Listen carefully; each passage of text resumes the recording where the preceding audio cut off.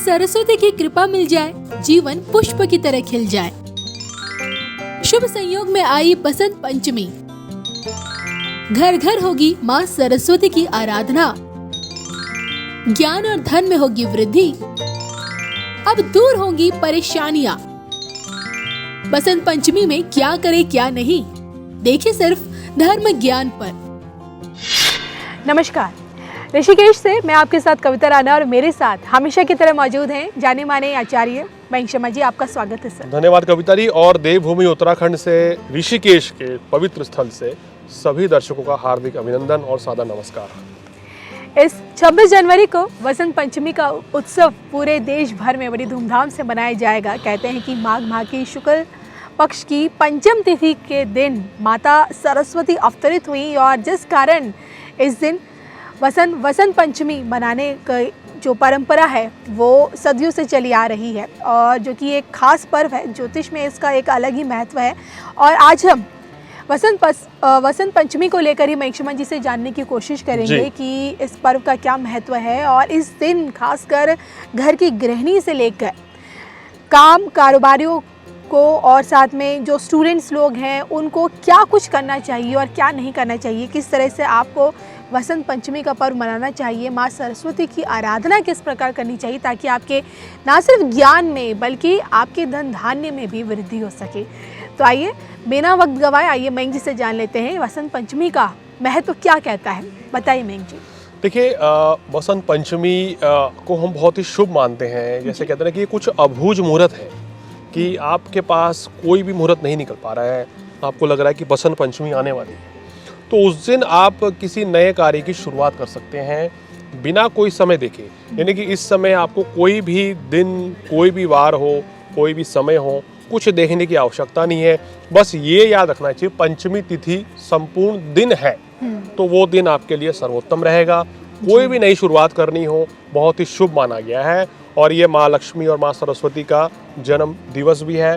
तो इस दिन अगर हम इनकी आराधना करते हैं, इनकी पूजा अर्चना करते हैं, आपकी कोई भी मनोकामना अगर पूर्ण नहीं हो रही है, रुके हुए कार्य हैं, संतान बाधा है, कोई भी समस्या है, किसी भी तरह की दिक्कत है, तो आप इस दिन ये पूजा करेंगे तो निश्चित रूप से लाभ मिलेगा। माँ लक्ष्मी, माँ सरस्वती की आराधना करेंगे तो निश्चित रूप से बहुत ही फायदा मिलेगा। अब दर्शकों को ये बता दें कि इस दिन वसंत पंचमी के दिन क्या क्या चीज़ें उनको करनी चाहिए। देखिए, जैसे आपने बताया माघ शुक्ल पक्ष की पंचमी तिथि को वसंत पंचमी कहा जाता है। तो इस दिन सबसे पहले तो आप ये प्रयास करें कि ब्रह्म मुहूर्त में उठने का प्रयास करें और सबसे पहले उठते ही स्नान करें नित्य कार्य से निवृत्त होकर और बेहतर रहेगा। और साफ सुथरे नए धुले हुए कपड़े आपको पीले रंग के वस्त्र धारण करने चाहिए जिससे कि माँ जो सरस्वती है उनकी विशेष अनुकंपा आपको प्राप्त होगी। और इस दिन क्या करना चाहिए कि चावल से यानी अक्षत से अष्टदल कमल बनाना चाहिए। अगर वो कमल आप बना देते हैं उत्तम वेदी पर तो विशेष लाभकारी रहेगा और इससे माँ सरस्वती जो है विशेष प्रसन्न होंगी। और उसके अग्रभाग में जहाँ पर आप ये उत्तम वेदी बनाएंगे उसके अग्रभाग में यानी कि अगले हिस्से में गणेश जी की प्रतिमा स्थापित करें और गणेश जी की आराधना भी करें। तो ये और वहाँ पर अगर माँ सरस्वती की आपको तस्वीर मिल जाए तो वो भी लगाएं और आपकी कोई भी मनोकामना अगर पूर्ण नहीं हो रही है तो उसका भी आप मनोकामना रखें तो निश्चित रूप से देखेंगे कि सभी कार्य आपके पूर्ण हो जाएंगे। देखिए, सबसे इम्पोर्टेंट चीज़ ये है कि जब भी हम शुभ मुहूर्त होता है या कोई भी शुभ कार्य करते हैं तो हमारे मन का भाव जो है वो शुभ होना चाहिए, हमारे मन में सात्विक विचार आने चाहिए। लोग किसी भी तमाम तरह की टेंशन में, लालच में, किसी जिज्ञासा पूर्वक पूजा करते हैं तो पूजा कभी भी आप स्वार्थ के लिए ना करें, पूजा अपने मन की शांति के लिए करें। और माँ सरस्वती की या माँ लक्ष्मी की या किसी भी देव की अगर आप पूजा करते हैं तो उनसे सद्बुद्धि पाने के लिए, आशीर्वाद देने के लिए पूजा करेंगे तो निश्चित रूप से आपको सभी तरह के सुखों की प्राप्ति होगी। अगर आपका मन पूजा में नहीं लग रहा है तो वो पूजा व्यर्थ होती है। इसलिए हम कहते हैं कि पूजा करते समय आसपास कोई भी चलचित्र नहीं होना चाहिए, कोई मोबाइल, टीवी इत्यादि ना हो या ऐसा ना हो कि आपका ध्यान भंग हो, जिससे कि वो पूजा जो है आपके लिए इतनी शुभ नहीं मानी जाएगी। लाल या केसरिया स्याही से माँ सरस्वती का यंत्र बनाएं तो और भी विशेष लाभकारी रहेगा अगर आप ये कर सकते हैं। कलश के अंदर आप जौ भरिए गेहूं की बाली भर दीजिए उसमें, और ये भी बहुत शुभ रहता है इस दिन रखना घर में।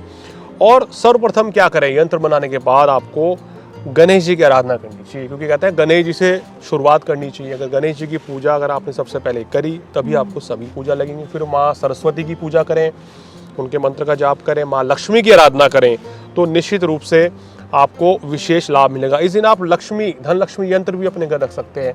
सरस्वती यंत्र जो छात्र हैं वो भी अपने घर पे रख सकते हैं, तो आपको विशेष लाभ मिलेगा और हम कहेंगे कि सुख समृद्धि की आपकी प्राप्ति भी होती भी नजर आएगी। चलिए, तो हमने बताया कि इस दिन क्या क्या करना चाहिए और किन चीज़ों का खास ख्याल रखना चाहिए। अब मैं आपसे एक एक कर जानना चाहूँगी, अगर सबसे पहले बात करें घर की गृहिणी को लेकर, तो इस दिन घर की गृहिणी को किस प्रकार से ये पर्व मनाना चाहिए? देखिए, जैसे हमने बताया कि एक नियम जो है सबके लिए कॉमन रहेगा कि आप सुबह ब्रह्म मुहूर्त में उठें, स्नान करें, पीले वस्त्र पहने, चाहे छात्र हों, चाहे आप महिला हो, घर में पुरुष हो या बुजुर्ग हो, वो इस दिन अगर ये कार्य करेंगे और माँ सरस्वती की आराधना करेंगे, महिला खासकर ये कार्य करेगी, तो उनको विशेष लाभ मिलेगा। और उनको क्या करना है, जैसे मैंने बोला कि आप एक कलश में जौ रखें, तो ये भी माँ सरस्वती को बहुत प्रिय है, ये करेंगे तो आपको विशेष लाभ मिलेगा। केसरिया रंग से आप उनको छींटे करें माँ की तस्वीर के ऊपर, या सरस्वती यंत्र बनाएं, तो विशेष लाभ मिलेगा महिलाओं को।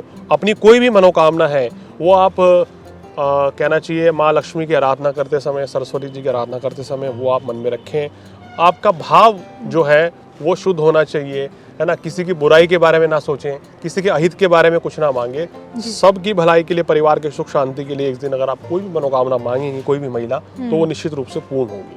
मैं ये विद्यार्थियों के लिए भी ये दिन बहुत खास होता है, तो इनके लिए मतलब इन्हें क्या करना चाहिए? देखिए, स्टूडेंट्स के लिए तो ये दिन सबसे उत्तम है, क्योंकि अगर आपको एग्जाम सर पे खड़े हैं, ज्ञान की देवी का ये दिन है। जो भी स्टूडेंट्स हैं या जो भी धर्म कर्म ज्योतिष शास्त्र से जुड़े हुए हैं, अपने ज्ञान की वृद्धि करना चाहते हैं, जो गायक हैं, उनको भी इस दिन घर में सरस्वती यंत्र की स्थापना करनी चाहिए सुबह, और उस पर लाल या केसरिया रंग से उस पर टीका करना चाहिए, और गणेश जी की आराधना करनी चाहिए, और फिर माँ सरस्वती की पूजा करेंगे, तो निश्चित रूप से आपको शुभ फलों में वृद्धि रहेगी। छात्रों का मन पढ़ाई में लगेगा, ध्यान नहीं भटकेगा।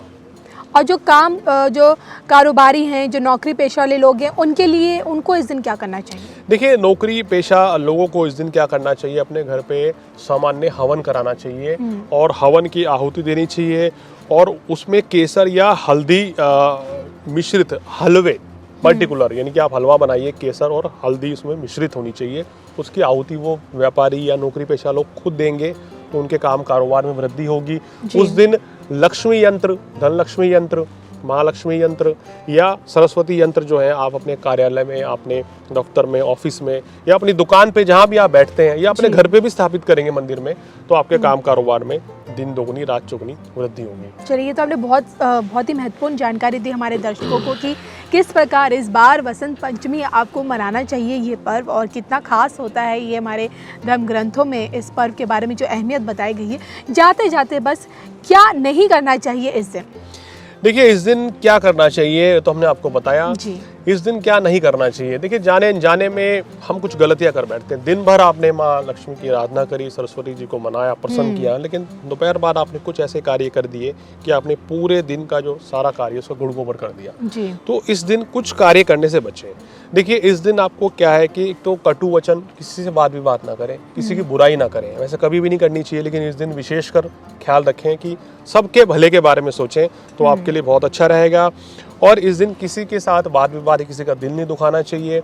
इस दिन मांस मदिरा का सेवन नहीं करना चाहिए, और सबसे इम्पोर्टेंट क्या है कि इस दिन जो है ब्रह्मचर्य का पालन करना चाहिए, क्योंकि इस दिन व्रत रखते हैं, माँ लक्ष्मी की हम आराधना कर रहे हैं, माँ सरस्वती की पूजा कर रहे हैं। जब इस तरह के कार्य करेंगे तो कहीं ना कहीं वो चीज़ें भंग हो जाती हैं और हमें पूरी तरीके से शुभ फल नहीं मिलते हैं, और माँ जो है हमारे से नाराज भी हो जाती हैं। तो कुछ सावधानियाँ बरतनी चाहिए। इस दिन जो है अपने घर में हम कहते हैं कि कोई खुदाई वगैरह नहीं करनी चाहिए, या गृह कार्य का निर्माण भी नहीं करना चाहिए। तो ये कुछ छोटी छोटी सावधानियां हैं, ये अगर आप बरतते हैं तो निश्चित रूप से आपके लिए बहुत अच्छा रहेगा, और आपके घर में सुख समृद्धि आएगी। इस दिन सभी लोग किसी को धन देने से बचें। अगर आपको कोई पैसा देना भी है तो 1-2 दिन आगे पीछे दे लीजिए, लेकिन इस दिन कहते हैं कि धन आवक योग बनता है, धन आना चाहिए, धन देना नहीं चाहिए, तो फिर वो पैसा जो है घटता रहता है।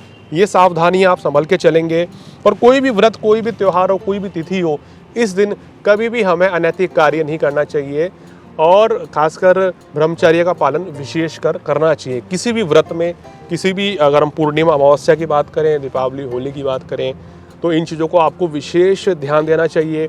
अगर आप इस से संबंधित कुछ भी जानकारी लेना चाहते हैं तो इसमें नंबर है, आप हमारे से बात करके हमारे से सलाह भी ले सकते हैं, या पर्टिकुलर ये जानना चाहते हैं कि बसंत पंचमी के दिन मुझे क्या करना चाहिए, तो वो भी हम आपको संपूर्ण जानकारी देंगे। चलिए इसी के साथ मुझे और मयंक जी को, जी। हम दोनों को दीजिए इजाजत। नमस्कार।